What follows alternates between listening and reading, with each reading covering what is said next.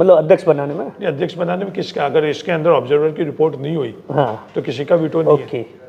ये अगर लोग विवाद करने के लिए, विरोध करने के लिए, किसी के नाम को घसीटने के लिए, आपके नाम को बहुत घसीटा। जब लक्ष्मण गोदारा बना तो क्या साहब हरीश जी अपने गोत्र के लोगों को बनाते हैं, मतलब उस पर क्या कह रहे हैं? मतलब मैं ऐसे ही सर, मैं देखो ये जो संकीर्ण मानसिकता है जिन्होंने बोला ना, तो कभी किसी ने नहीं बोला कि ये जैसलमेर से भी भाटी और शिव से भी भाटी। कभी क्या ये बात सुनाई दी कि ये नहीं, ये तो उनकी संकीर्ण सोच ये कहती है कि गोदारा होना चाहिए, कि कोई योग्य गोदारा को हरीश चौधरी अगर हो गया तो किसी के हक और अधिकार और उसकी योग्यता को कुचलने के लिए नहीं। ये हरीश चौधरी की सोच नहीं है, ये थार की सोच नहीं है, ये उनकी संकीर्ण सोच है जिसमें उनको गोदारा दिख रहा है। वो गोदारा नहीं, वो लक्ष्मण गोदारा है। जो व्यक्ति है, व्यक्ति का योगदान है, वो छात्र जीवन में राजस्थान यूनिवर्सिटी से लेकर NSY यूथ कांग्रेस से यहाँ आया हुआ है। तो मैंने जो उदाहरण दिए वो कहते हैं एक ही गोद। कभी भी हमने ये सवाल थोड़ी किया, किसी ने भी ये सवाल, थार ने ये सवाल ही नहीं किया। 9 विधानसभा क्षेत्र से 4 विधानसभा क्षेत्र से एक जाति का हो रहा है, तो कभी हम लोगों ने या थार में किसी ने भी सवाल नहीं किया। ये जो सोच है, ये जो व्यंग है, इस तरह की राजनीति है, उनको मुबारक, पर ये थार के अंदर इसका स्थान नहीं है। उनका राजनीतिक जो पद है वो है। हम लोगों का थार का पद ये है कि सबको जोड़ कर करना है। अगर थार किसी राजपूत को बनाना चाहता तो राजपूत बनेगा, उसमें विवाद नहीं करने कि नहीं देखो पोखरण के अंदर भी आप राजपूत बन रहे हो और यहाँ भी राजपूत बोल रहे हैं, जिन्होंने व्यंग किया उन्होंने, तो व्यंग उनको मुबारक। हमारे लिए जो भी थार की जनता चाह रही, जिसकी जाति कुछ भी हुई, अगर यहाँ से भी अगर थार की जनता चाहती तो ये व्यंग करने वालों को जिता देती। थार की जनता ने अगर किसी विधानसभा से उनको जिताया तो वो थार की जनता का अधिकार था। तो व्यंग से नहीं होता है, ये आपका दृष्टिकोण बदलना पड़ेगा, आपको थार की समझ को बदलना पड़ेगा। आप सर गहरा राजनीतिक अनुभव रखते हैं, मतलब आप सांसद रहे, मंत्री रहे, विधायक रहे और 2 राज्यों के प्रभारी भी रहे। आपको लगता है कि इन तमाम चीजों का जनता पर असर होता है कि रातों रात जिला बना दो? आपने भी एक ट्रायल किया था पंजाब के अंदर, मतलब पंजाब के अंदर, ऐसा उसका ग्राउंड पर असर होता है या वहां की जो जनता चाहती है वही होता है? मैंने पंजाब में ऐसा कुछ भी नहीं किया। अच्छा, अगर आपको कोई मतलब मुझे कोई जानकारी है कि आपने जैसे मुख्यमंत्री जी एक नए मुख्यमंत्री जी बन गए थे, वहां पर भी कोई एक आधा जिले की कोई घोषणा की थी ऐसी? नहीं। अच्छा, नहीं, कोई भी इस तरह की। तो ऐसा जैसे संभाग बना दिए अशोक गहलोत जी ने, जिले बना दिए, तमाम चीजें होती, इसका जनमानस के अनुरूप सही पैमाने पर किया गया निर्णय के साथ जनता रहती। जनता हम लोगों से ज्यादा समझदार है। जो निर्णय ले जयपुर और दिल्ली में लोग हम लोग बैठे उनसे ज्यादा जो भी जिले का गठन हुआ, कितने नए जिले के अंदर कांग्रेस के उम्मीदवार जीते। तो इस तरह की कोई किसी की भी सोच हुई, चाहे वो हरीश चौधरी की क्यों नहीं हुई, दिनेश बोहरा जी की क्यों नहीं है, आखिर में मेरा अनुभव ये कहता है कि सही जो शक्ति का उपयोग सत्य के लिए, सच्चाई के लिए और सही पैमाने के लिए किया गया हुई, उस शक्ति का दुरुपयोग अपने पढ़ाई के लिए गलत मकसद से अगर किया जाए तो हर समय जनमानस सच्चाई के साथ में खड़ा रहता है। ये मेरा अनुभव है। सर क्या लगता है कि ये जो पुनर्अधिसूचना आई है, इसका लॉन्ग टाइम में क्या इफेक्ट होगा? क्या लोकसभा के परिसीमन में भी कोई इनकी प्लानिंग है, विधानसभा में भी? मतलब आपने तमाम चीजों को चर्चा की होगी, बीजेपी की कोई ऐसी कोई प्लानिंग है? ऐसा लगता है उसी के तहत ये सब कुछ किया गया, बीज है और उसके बाद में लंबी प्लानिंग है? नहीं, ये इनकी अगर सोच है, ये चर्चाएं जरूर होती, पर इस सोच का कोई स्थान यहाँ मिलेगा तो मुझे मुश्किल लगता है, क्योंकि यहाँ हर जाति धर्म के लोग सच्चाई के साथ में खड़े हैं। तो कितना भी कोशिश करेंगे उसके यहाँ के थार के लोग जवाब देंगे। किसी जाति को आपने एक से साथ किसी दूसरे जिले से एक जिले के अंदर उसका बाहुल्य कर दिया, तो क्या आपको लगता है कि उस जाति का आपने वहाँ प्रभुत्व करा? नहीं, उस जाति का सोच, उस जाति का व्यवहार कि दूसरी जातियों को साथ में लेकर अगर उनकी स्वीकार्यता होगी तो भी उस जाति के किसी व्यक्ति को नेतृत्व मिल जाएगा, या किसी और व्यक्ति अगर जो सबको साथ में लेने की कोशिश करेगा। तो ये हम लोगों को तय करना है कि तोड़ने वाली राजनीति या जोड़ने वाली राजनीति, इसके अंदर हमको किसके साथ में रहना। मेरा हर समय ये रहता है कि जोड़ने वाली राजनीति में करो, तोड़ने वाले की राजनीति। इसलिए कई बार तोड़ने वाले में कौन कौन होते हैं? इसमें कई बार मेरे खुद के दल के अंदर लोग जो रह रहे हैं वो तोड़ने वाली राजनीति की दिशा में जाते हैं, तो उनके साथ में खड़ा नहीं रहता। लोग उसके अंदर ये भी कहते हैं वो आपके साथ में है या नहीं। मैंने कहा नहीं, मैं उनके किसी व्यक्ति के साथ में नहीं हूँ, मैं थार के साथ हूँ। मैं कभी भी तोड़ने वालों के साथ में नहीं रहूंगा, हर समय जोड़ने वालों के साथ में रहूंगा। राजनीतिक तौर के ऊपर मुझे कितना भी नुकसान नहीं हो जाए तो मेरे को इस मंजूर है, व्यक्तिगत तौर पर कितना भी नुकसान हो तो मुझे मंजूर है। मेरे लोकसभा चुनाव के अंदर आए थे, कई लोग डर गए थे, दब गए थे, और कांग्रेस में तथाकथित अपने आप को कहते हुए भी घर पकड़ लिया था, विरोध के अंदर कहीं और वो चले गए थे। पर हरीश चौधरी के उस वक्त भी आए थे, उन्हीं लोगों ने वापस फैसले के बाद ये मुझे फोन कर दूरभाष में कहा कि हरीश जी ये चीज़ है। मैंने कहा हरीश चौधरी का अस्तित्व हरीश चौधरी के कारण नहीं, हरीश चौधरी का अस्तित्व है कि हरीश चौधरी सही जगह खड़ा रहे। आज तक बाड़मेर के लोग, थार के लोगों ने मेरे मदद की है, सहयोग किया।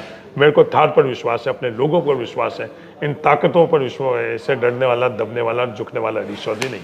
पंचायती राज जहां कांग्रेस का गढ़ माना जाता है, मतलब राजस्थान के अंदर सबसे ज़्यादा अगर जो कांग्रेस पंचायती राज में जीती है तो मुझे लगता है उसमें बाड़मेर सबसे ज़्यादा होगा। लगातार जिला प्रमुख बनना हो, तमाम चीज़ें हो, इस बार नया परिसीमन, तमाम चीज़ें नई होगी। तो आपके लिए ये एक बहुत बड़ा चैलेंज होगा, क्योंकि ये पुनर्गठन की ये जो सूचना थी, नए वार्ड, बालोतरा अलग है, बाड़मेर अलग है, तो ऐसे में आपने क्या कुछ प्लानिंग की है? दूसरा, कांग्रेस के अंदर भी सर अब गुट सक्रिय हो गए, चाहे अमीन खान जी देख लीजिए, गोपाराम मेघवाल ने तो आप पर मतलब इनडायरेक्टली ब्लेम लगा दिया कि साहब जब लोकसभा में जरूरत थी तब मुझे कार्यकारी अध्यक्ष बना दिया, गफूर जी को कार्यकारी अध्यक्ष बना दिया, अब हमारी जरूरत नहीं है इसलिए। तो ये तमाम चीज़ों को आप कैसे एकजुट करेंगे? उस गोपाराम जी के बयान पर आपका क्या कुछ बयान है? और जो पंचायती राज चुनाव है वो कितना बड़ा टास्क है? हम लोगों की कोई रणनीति नहीं रहती, हम लोगों की ईमानदारी, किया हुआ काम, हमारी सोच, हमारी नीति हम लोगों के बीच में लेकर जाते हैं, और उसी के कारण पंचायती राज हम लोगों के साथ में रहता है। आप व्यक्ति की बात कर रहे हो, व्यक्तियों के अंदर उनकी अपनी पृष्ठभूमि रही है, उनका योगदान रहा है, अपना कद रहा है, और जिला अध्यक्ष के संदर्भ में जो आप बात कर रहे हो एक प्रक्रिया के तहत हुआ है। ऑब्जर्वर्स आए थे, उस प्रक्रिया संगठन सर्जन की वो थी, उसमें व्यक्ति के तौर पर हरीश चौधरी का कोई भी उसके अंदर आशीर्वाद हरीश जी का रहा इसीलिए हुआ नहीं। मेरे लिए तो जब वो खुद ही कह रहे हैं कि भाई हरीश चौधरी बनाने वाले थे, उस समय हरीश चौधरी बनाने वाले थे, जब मेरी अनुशंसा से बने तो जब मैंने बनवा दी। अब वो सही है गलत है, वो उनकी खुद के द्वारा ही, उनके कृत्य द्वारा, उनके खुद के वक्तव्य द्वारा वो ये इनको निर्णय लेना है कि हरीश चौधरी ने जो अनुशंसा कर करो बनवाया था। तो वो इस बार संगठन सर्जन के माध्यम से किसी व्यक्ति को अधिकार नहीं था। ऑब्जर्वर आए थे और ऑब्जर्वर ने किनका अनुशंसा दी, हरीश चौधरी के पास वो अधिकार नहीं थे। ऑब्जर्वर की अनुशंसा पार्टी के अंदर आज भी पड़ी। ऑब्जर्वर्स ने अमरदीन के लिए बोला, ऑब्जर्वर ने के लिए प्रियंका मेघवाल के लिए बोला, और ऑब्जर्वर ने लक्ष्मण चौधरी के लिए बोला। जब बाड़मेर, जैसलमेर, बालोतरा के कार्यकर्ताओं की भावनाओं के अनुरूप ऑब्जर्वर की अनुशंसा से पार्टी ने प्रक्रिया के तहत जो फैसला किया है, उसके अंदर उस कार्यकर्ताओं की भावना, पार्टी की प्रक्रिया और पार्टी के निर्णय के साथ में खड़ा रहना या उसकी असहमति रखना, लोग कहते हैं आपने स्पेशल वीटो किया है। हर व्यक्ति के अधिकार क्षेत्र के अंदर कोई भी स्पेशल वीटो किसमें किया, मतलब अध्यक्ष बनाने में? अध्यक्ष बनाने में किसका, अगर इसके अंदर ऑब्जर्वर की रिपोर्ट नहीं हुई तो किसी का वीटो नहीं है।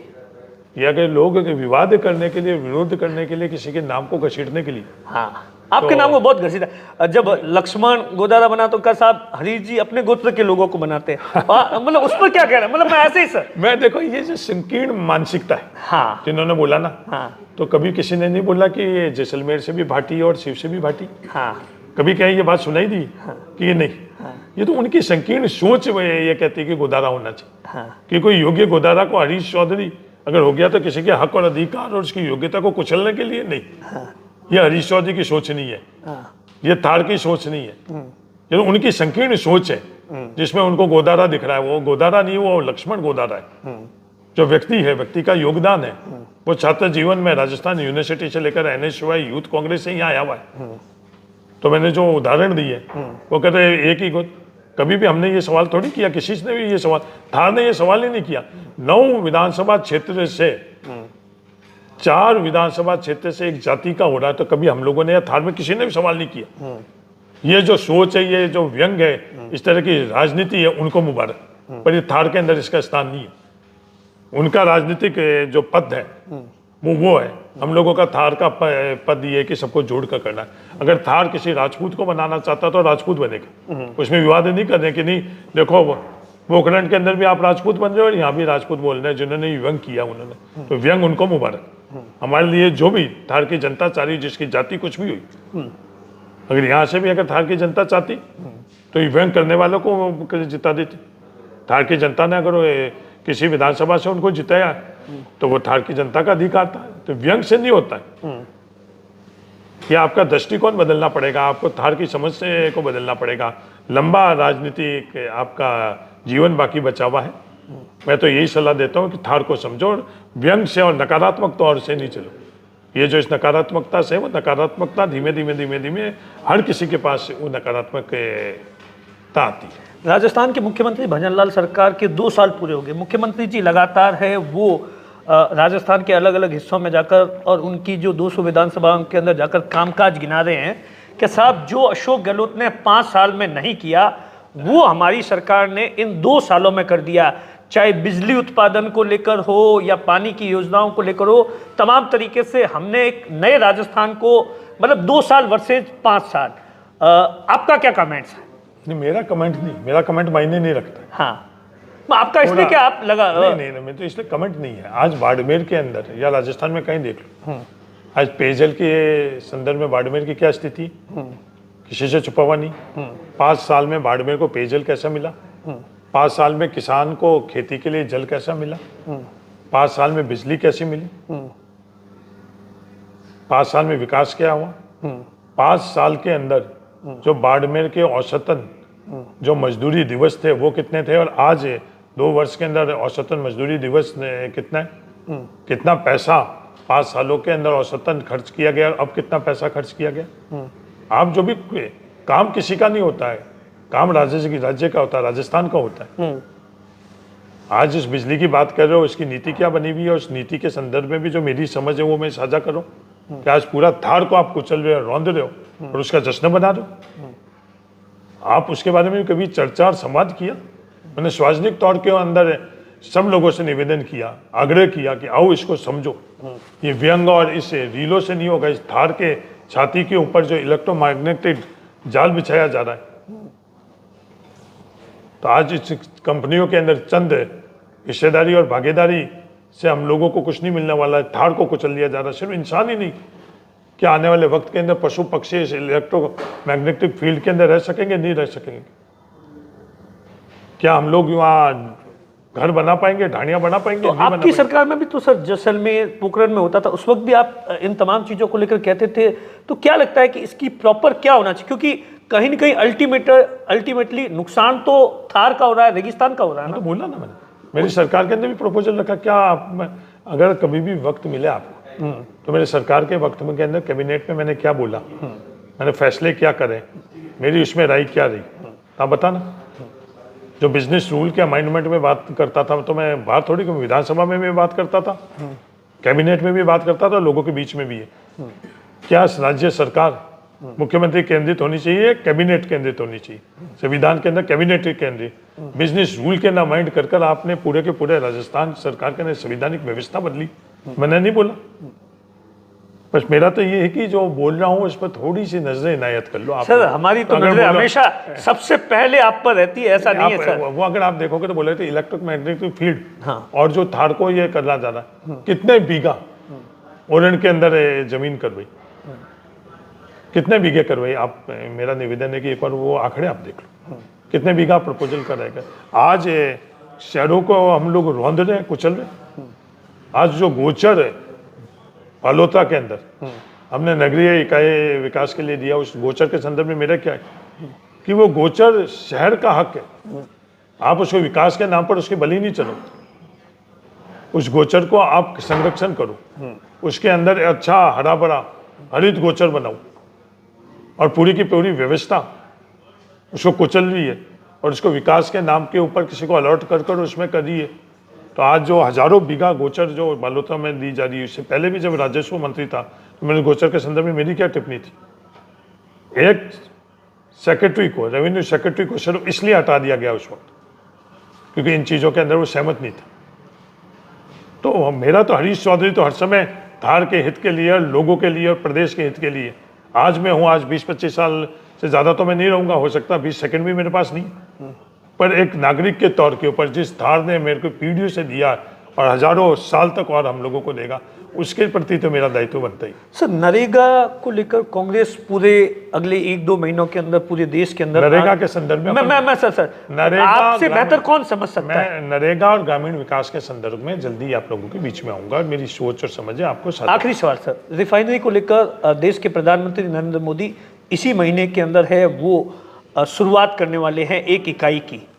रिफाइनरी के संदर्भ में हम लोगों के साथ न्याय हुआ या अन्याय हुआ, मेरे एक सवाल का किसी ने जवाब नहीं दिया। नरेंद्र मोदी जी से सवाल किया। आप हमेशा जब भी कोई मुख्यमंत्री जी आते हैं या प्रधानमंत्री जी आते हैं, सोशल मीडिया पर ये जरूर सवाल पूछते हैं तमाम चीजों को लेकर। तो वो 2.5% की जगह हमारा हक जो 10 गुना कम कर जो कानूनन हक हमारा था, उसको 10 गुना कम कर किस बात के आप यहाँ आयोजन कर रहे हैं? क्या आपके पास अधिकार है? धार के लोगों को रौंद कर, आप विवाद कराकर बांट कर आप सोच रहे हो कि हम लोग जश्न के अंदर शामिल करवा देंगे? ये सवाल खड़ा रहेगा। जो हॉस्पिटल बने हैं, स्कूल बने हैं, उसमें भी कितना विवाद करवाया, किन ताकतों ने विवाद किया, पर आज वो हॉस्पिटल बना हुआ बेहतरीन नहीं बनना हुआ, आज स्कूल वहाँ बनी हुई नहीं बनी हुई। तो ये विवाद करवाने की जगह नहीं है, ये विकास सबको साथ में लेकर। और रिफाइनरी का इतिहास क्या? रिफाइनरी किसके कारण लगी है, किसी दिन चर्चा करेंगे तो मैं उस सच्चाई भी आप लोगों को आपके माध्यम से जनता को बताऊं। ये हरीश चौधरी है जिन्होंने तमाम मुद्दों पर अपनी राय रखी। नमस्कार।